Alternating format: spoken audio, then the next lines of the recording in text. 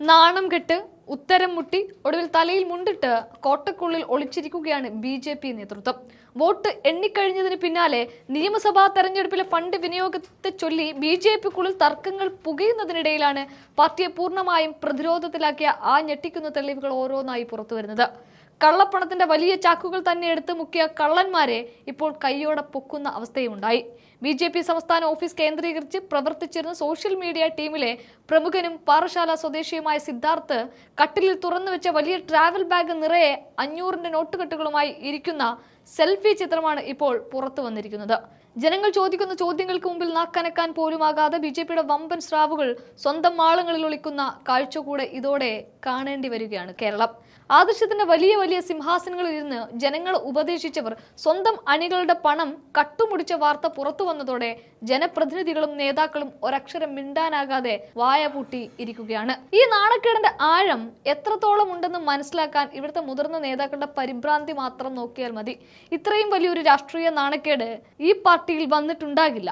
WhatsApp സ്റ്റാറ്റസായി ഈ പണച്ചാക്ക് ചിത്രം പ്രത്യക്ഷപ്പെട്ട ഉടൻ തന്നെ കോട്ടയം സ്വദേശിയായ പ്രമുഖ നേതാവ് ഇടപെടുകയും വിഷയം ബി.ജെ.പി. സംസ്ഥാന അധ്യക്ഷൻ രാജീവ് ചന്ദ്രശേഖറിന്റെ ശ്രദ്ധയിൽപ്പെടുത്തുകയുമായിരുന്നു. സംസ്ഥാന പ്രസിഡന്റിന്റെ കർശന നിർദ്ദേശത്തെ തുടർന്ന് മിനിറ്റുകൾക്കകം സ്റ്റാറ്റസ് മാറ്റി എങ്കിലും സ്വന്തം അണികളെ അഭിമുഖീകരിക്കാൻ പോലുമാകാതെ കേരളത്തിന്റെ മണ്ണിൽ ഇനി രാഷ്ട്രീയ പ്രവർത്തനം നടത്താൻ കഴിയില്ല എന്ന നാണക്കേടിലേക്ക് വരെ ഇത് എത്തിക്കുന്നുണ്ട്. അയോധ്യ രാമക്ഷേത്രത്തിലെ കൊള്ള വരുന്ന അതേ സമയത്ത് തന്നെയാണ് കേരളത്തിൽ ഫണ്ട് തിരിമറിയുടെ മറ്റൊരു കൊള്ള കൂടെ ബി.ജെ.പിനെ ഇങ്ങനെ വലയുന്നത്.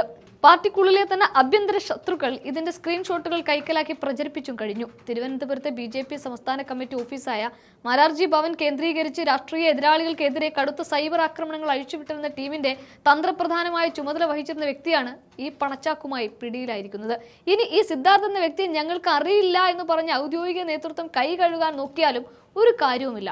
കാരണം ഈ പാർട്ടിയുടെ അടിത്തറ അഴിമതിയിൽ മുങ്ങി പൂർണ്ണമായും ഇല്ലാതാക്കിയിരിക്കുകയാണ്. പ്രധാനമന്ത്രി നരേന്ദ്രമോദി കേരളത്തിൽ എത്തിയപ്പോൾ വിമാനത്താവളത്തിൽ VIP നിരയിൽ പോലും ഇടം പിടിച്ച ഈ സൈബർ നേതാവിന് അവിടെ കടന്നു ചെല്ലാൻ പാസ് നൽകിയത് ആരാണ് എന്ന ചോദ്യത്തിന് മുന്നിൽ നേതാക്കൾക്ക് ഉത്തരമില്ല.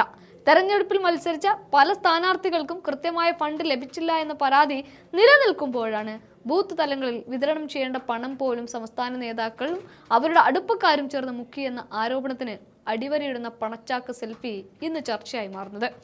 കള്ളപ്പണത്തിന്റെ ബാഗുകളുമായി ചിരിച്ചുല്ലസിച്ച നേതാക്കൾ ഇന്ന് ജനാധിപത്യത്തിന് മുന്നിൽ പൂർണ്ണമായും വിചാരണ ചെയ്യപ്പെടുകയാണ്.